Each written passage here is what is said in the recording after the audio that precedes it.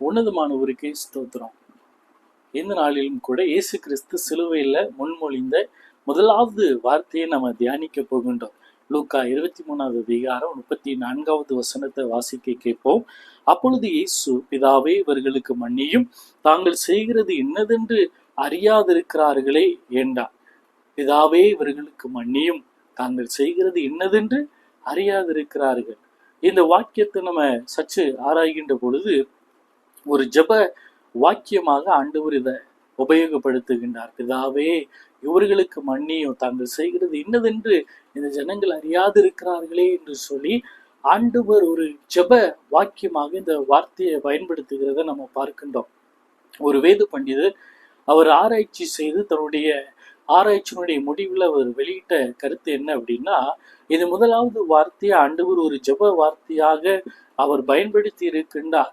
எப்படின்னா, அவர் இந்த ஒரே வார்த்தையை லூக்கா 23:34 நம்ம பார்க்கின்றோம். ஒரே முறை லூக்கா இதை பதிவு செய்திருக்கின்றார். ஆனா அந்த வேத பண்டிதர் சொல்லுகின்ற பொழுது ஆண்டவர் இந்த வார்த்தையை மாத்திரம் தொடர்ச்சியாக அவர் சொல்லிக்கொண்டே இருந்தாராம். சில நிமிடங்கள் இந்த வார்த்தையை ஆண்டவருடைய சமூகத்துல, பிதாவுடைய சமூகத்திற்கு அவர் தெரியப்படுத்தி கொண்டே இருந்தாராம்.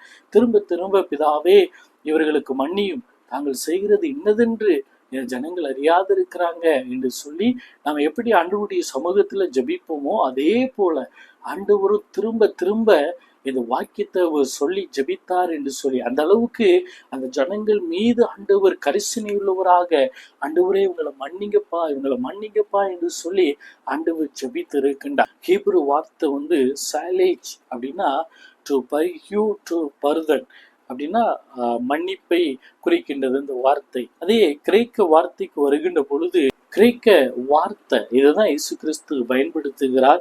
அப்னிமி என்று சொல்லக்கூடிய அந்த பதம், இந்த அப்னிமி என்று சொல்லக்கூடிய இந்த பதமானது கிரேக்க வார்த்தையில வருகின்ற பொழுது டு பர்ஹியூ பெர்மனன்ட்லி, நிரந்தரமான மன்னிப்பு என்று சொல்லக்கூடிய அந்த பதத்தை குறிக்கிறதாக இருக்கின்றது. இங்கு ஆண்டவர் உபயோகப்படுத்துகிறது ஒரு சாதாரணமான மன்னிப்பாக பிரகடனப்படுத்தல. இந்த வார்த்தை ஒரு ஆழமான அல்லது நிரந்தரமான மன்னிப்பை அங்க இருந்த சூழ்நிலையில வாழ்ந்து கொண்டிருக்கிற அந்த மக்கள் மத்தியில ஆண்டவர் உண்மையாகவே அந்த ஜனங்கள் மீது அக்கறை கொண்டவராக, அந்த ஜனங்கள் மீது அன்பு வைத்தவராக தான் இந்த வார்த்தையை அவர் உபயோகிக்கிறார். பிதாவே, இவர்களுக்கு மன்னியும் என்று சொல்லி. ஒரு திறமையான விவசாய நீங்கள் நானும் பார்த்தோம் அப்படின்னா, பல கிளைகள் பட்டு போய் இருக்கக்கூடிய மரத்தை அவர் வெட்டி விறகாக்குவதற்கோ அல்லது எரிப்பதற்கோ அவர் ஒப்பு கொடுக்க மாட்டார்.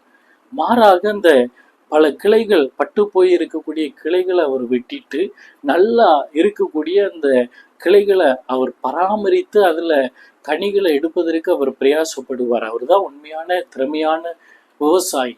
அதே போல ஒரு நல்ல வழக்கறிஞரை நீங்களும் நானும் எடுத்துக்கொள்வோம் அப்படின்னா, அவர் குற்றமே செய்துட்டு வந்திருந்தாலும் கூட அவர் தன்னை நம்பி வந்த, தன்னை சார்ந்து வந்த அந்த மனிதனுக்காக எந்த அளவுக்கு போராட முடியுமோ, எந்த அளவுக்கு சாதகமாக சட்டத்திட்டங்களை கண்டுபிடித்து வாதாட முடியுமோ அந்த அளவுக்கு அவர் தன்னை அர்ப்பணித்து செயலாற்றுவார். அவர் தான் ஒரு நல்ல வழக்கறிஞர்.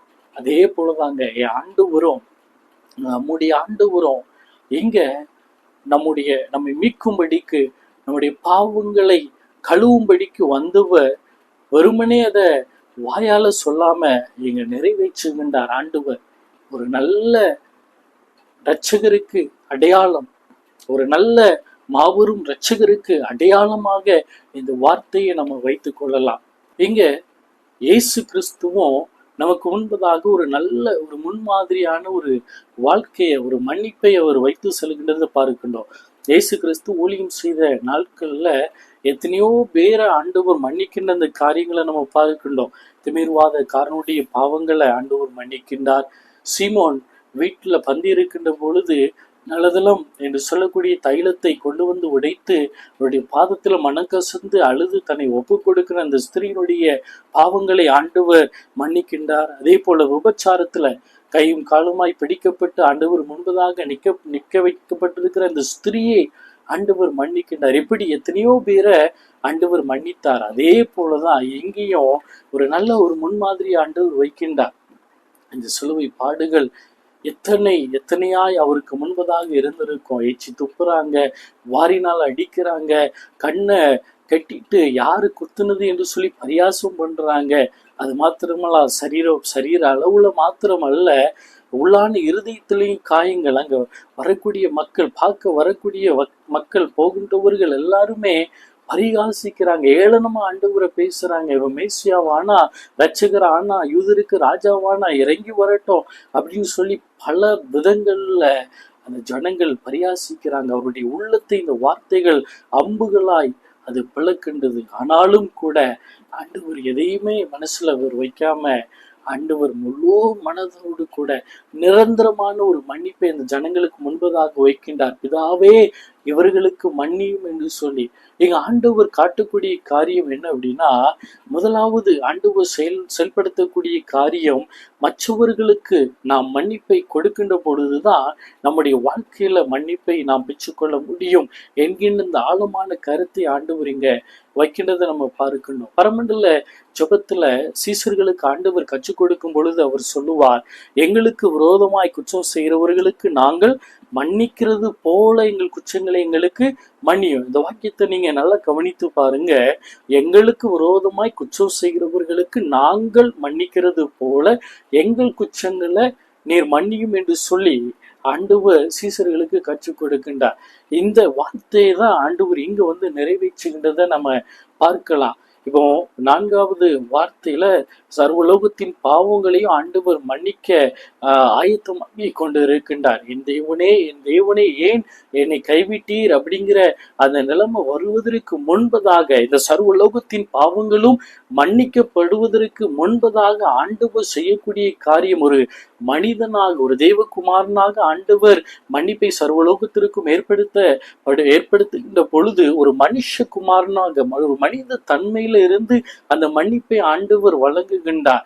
ஆண்டவரே, இந்த ஜனங்கள் எனக்கு விரோதமாக இப்படியெல்லாம் செய்யறாங்க, இவ்வளவு காரியங்களை செய்யறாங்க, நான் முதல்ல இவர்களுக்கு மன்னிக்கிறேன் என்று சொல்லி அந்த அர்ப்பணிப்பை ஆண்டவர் இங்க நமக்கு முன்பதாக கற்றுக் கொடுக்கிறார். நாங்க மன்னிக்கிறது போல நீங்களும் எங்களுடைய பாவங்களை மன்னிங்க அப்படிங்கிறதுக்கு அடையாளமாக இந்த வார்த்தை காட்டப்படுகின்றது. அப்போ மற்றவர்களுடைய குற்றங்களை நீங்களும் நானும் மன்னிக்கின்ற பொழுதுதான் இயேசு கிறிஸ்து அதைதான் இந்த சிலுவையில முதல் வார்த்தை மூலமாக அவர் மனதார மன்னித்து பெர்மனண்டா, நிரந்தரமாக அந்த ஜனங்களுடைய பாவங்கள், அந்த அறியாமைய ஆண்டவர் முழு மனதோடு கூட அவர் மன்னிக்கிறத நம்ம பார்க்கின்றோம். மத்தேயு 5வது அதிகாரம் 23, 24 அந்த வசனங்களை நம்ம வாசித்து பார்த்தோம் அப்படின்னா, நீ பலிபீடத்தில் உன் காணிக்கைகளை செலுத்த வந்து உன் பேரில் உன் சகோதரனுக்கு குறை உண்டென்று அங்கே நினைவு கூறுவாயாகில் அங்கேதானே பலிபீடத்தின் முன் உன் காணிக்கைகளை வைத்துவிட்டு போய் முன்பு உன் சகோதரனோடே ஒப்புரவாகி பின்பு வந்து உன் காணிக்கைகளை செலுத்து. நீ பலிபீடத்துல வந்து காணிக்கை வைக்கணும் அப்படின்னு நீ வர்ற நேரத்துல உன் சகோதரனுக்கு விரோதமாக அல்லது உன்னுடைய சகோதரிக்கு விரோதமாக, உன்னுடைய குடும்பத்தின் பிள்ளைகளுக்கு, நண்பர்களுக்கு விரோதமாக ஏதாகிலும் நீ ஒரு தவறை செய்திருந்தால் அல்லது ஏதாகிலும் ஒரு காரியத்தை நீ இழைத்திருந்தால், நீ முதல்ல யோசி, நினைவு கூறு. போய் காணிக்கை நீ வைத்துட்டு, காணிக்கை படைத்து விட்டு போய் என்று சொல்லல, முதல்ல நீ போய் என்ன செய்ய, மன்னித்து விட்டு நீ அங்க போய் ஒப்புரவாகி விட்டு பின்பு என்னுடைய சன்னதியில வந்து நீ காணிக்கையை செலுத்திய, பலிபீடத்துல வந்து நீ என்னை தொழுது கொள்ள என்று சொல்லி ஆண்டவர் சொல்லுகின்றார். பரமண்டல ஜெபமும் இந்த வசனத்தை நம்ம ஒப்பிட்டு பார்க்கின்ற பொழுது, நான் முதல்ல மன்னிக்கின்ற பொழுதுதான் என்னுடைய வாழ்க்கையில நான் மன்னிப்பையும் ஆசீர்வாதத்தையும் பெற்றுக்கொள்ள முடியும். ஆண்டவர் 4வது வார்த்தைக்கு அந்த இடைப்பட்ட அந்த நேரத்துல சர்வலோகத்தின் பாவங்களையும் ஆண்டவர் சுமந்து ஆண்டவர் மன்னிப்பை வழங்குவதற்கு முன்பதாக ஆண்டவர் செய்கின்ற, நிறைவேற்றுகின்ற காரியம், மற்றவர்களை முழு மனதோடு கூட அந்த மன்னிக்கின்ற அந்த காரியங்களை நம்ம பார்க்கின்றோம். பேதுரு இயேசு கிறிஸ்துவினிடத்துல அவர் கேட்கின்றார், ஆண்டவரே, என்னுடைய சகோதரன் எனக்கு விரோதமாக எத்தனை தரம் குற்றம் செய்தால் நான் மன்னிக்கணும்? 7 தரம் மாத்திரமோ என்று சொல்லி கேட்கின்ற பொழுது ஆண்டவர் சொல்வார், 7 தரம் மாத்திரமல்ல, 70 தடவை அவன் கேட்டாலும் நீ மன்னிக்கணும். அவன் உனக்கு விரோதமாக குற்றம் செய்தாலும் நீ மன்னிக்கணும் அப்படிங்கிற அந்த மன்னிப்பை ஆண்டவர் பேதுருவுக்கு அவர் கற்றுக் கொடுப்பார். இது எதை குறிக்கிறது அப்படின்னா, 7 இல்லை, 70 இல்லை, அதை தாண்டி எத்தனை முறை, இது கணக்கே கிடையாது, இது அளவிடப்படவே முடியாது. அந்த அளவுக்கு மன்னிப்பை மாத்திரமே நீங்க வழங்கி கொண்டிருங்க அப்படிங்கிறத அடையாளமாக ஆண்டவர் சொல்லுகின்றார்.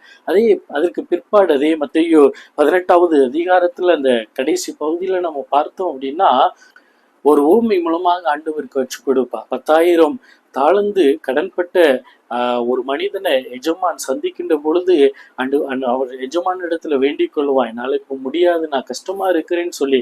அந்த 10,000 தாளந்து கடன்பட்டவனே இந்த எஜமான் என்ன செஞ்சிடறாரு, மன்னித்து விடுகின்றார். ஆனா இந்த 10,000 தாளந்து கடன்பட்ட மனிதனிடத்துல ஒரு மனிதன் வெறும் 100 வெள்ளி பணம் மாத்திரம்தான் கடனாக பெற்றுக் கொள்ளுகின்றான்.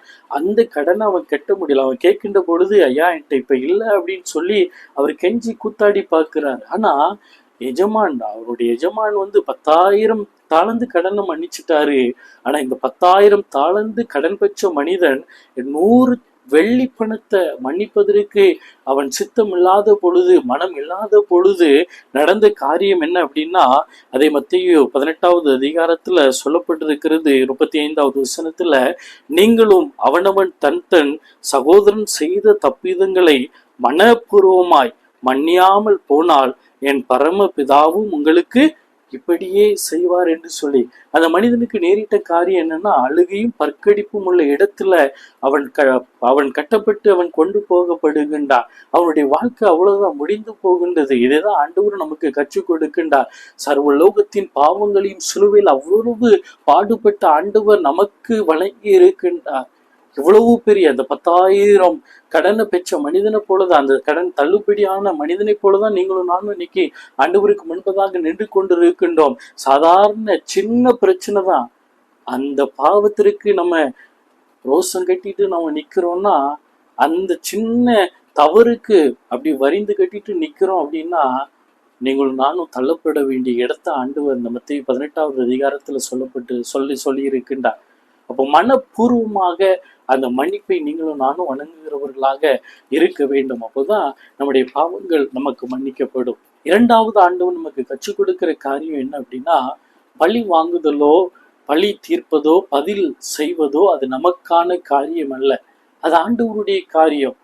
ஒரு மனிதன் நமக்கு விரோதமாக எழும்புகின்ற பொழுதோ அல்லது யாரோ நமக்கு விரோதமாக எழும்பி செயலாற்றுகின்ற பொழுது அவர்களை வரிந்து கட்டிட்டு நாம போய் நின்று சண்டை போடணும், பதில் செய்ய வேண்டும், பழி வாங்க வேண்டும் என்கின்ற அந்த நோக்கத்தை ஆண்டவர் நமக்கு முன்பதாக வைக்க உள்ள ரோமர் 12வது அதிகாரம் 19வது வசனத்திலையும் எபிரேயர் 10வது அதிகாரம் 30வது வசனமும் தெளிவாக நமக்கு கற்றுக் கொடுக்கிறது. என்ன அப்படின்னா, பழி வாங்குதல் எனக்குரியது, நானே பதில் செய்வேன் என்று கர்த்தர் சொல்லுகிறார் என்றும், கர்த்தர் தம்முடைய ஜனங்களை நியாயம் தீர்ப்பார் என்று சொல்லியும் எழுதப்பட்டிருக்கிறது. பழி வாங்குதல் அது ஆண்டவருக்குரியது, பதில் செய்வது அது கர்த்தருக்குரியது.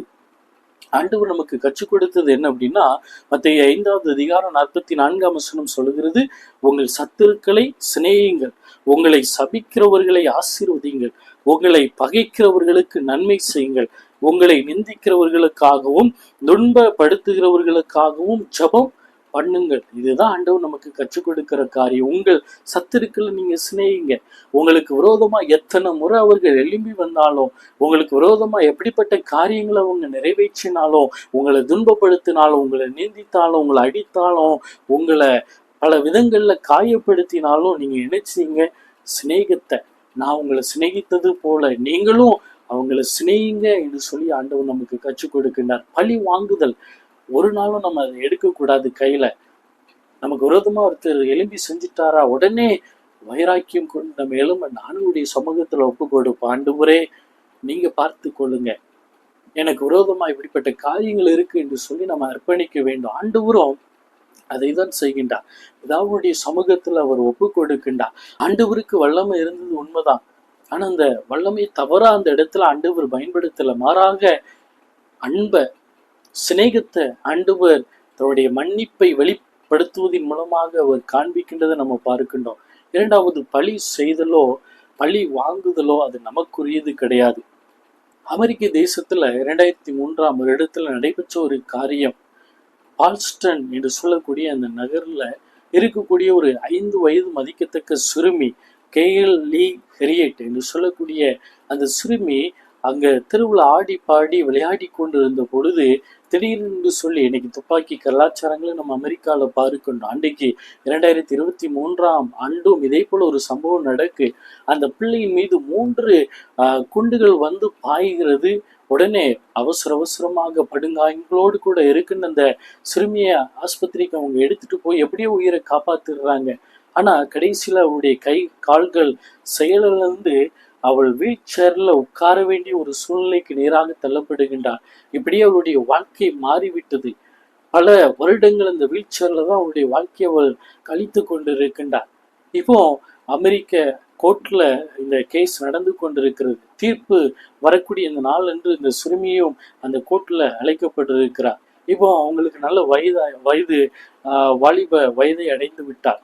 அப்போ அந்த 23 வயது மதிப்பிக்கத்தக்க இந்த ஆண்டனி என்று சொல்லக்கூடியவர் தான் குற்றவாளி என்று சொல்லி கண்டுபிடித்து காவல்துறை கோர்ட்ல சமர்ப்பித்து நிப்பாட்டி வைத்திருக்கின்ற அந்த நேரத்துல தீர்ப்பு வரக்கூடிய அந்த சூழ்நிலையில இந்த சிறுமி அந்த நபரை அவர் பார்த்து அப்படியே அந்த சிறுமி அந்த நபர் பக்கத்துல அவர் கடந்து சென்று நல்ல ஆடிக்கொண்டு விளையாடி கொண்டு இருந்த அந்த சிறுமி இன்னைக்கு இந்த வீல் சேர்ல இவ்வளவு கஷ்டங்களின் நடுவுல வாழ்ந்து கொண்டிருக்கிற அந்த ஒரு துயரமான ஒரு காரியத்திற்கு ஆளான ஒரு மனிதன் இங்க இருக்கின்றா. அவளை பார்த்து தேம்பி அந்த சிறுமி அழுது கொண்டு இருக்கின்றா.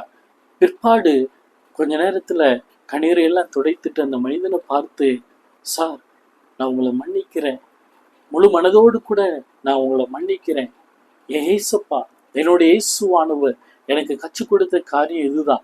முழு மனதோடு கூட நான் உங்களை மன்னிக்கிறேன் என்று சொல்லி மன்னிப்பை வணங்கின பொழுது அந்த மனிதன் மனம் மாறி அவன் அழுறான். அந்த சிறுமியினுடைய கால்களை பிடித்து என்னை மன்னிச்சிரு என்று சொல்லி அவன் கதறுகின்றான். இது அந்த நாட்கள்ல தொலைக்காட்சிகளின் மூலமாக அது வெளியிடப்பட்டு அநேகருடைய உள்ளங்களை அசைத்த ஒரு நிகழ்வாக இந்த நிகழ்வு இருக்கின்றது.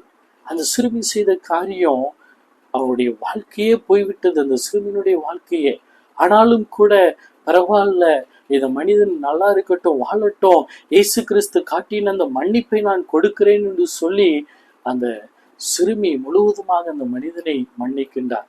கிறிஸ்துக்குள் பிரியமானவர்களே, ஆண்டவரும் இந்த சிலுவையில நமக்கு முன்பதாக காட்டக்கூடிய மன்னிப்பு இந்த மன்னிப்பு தான்.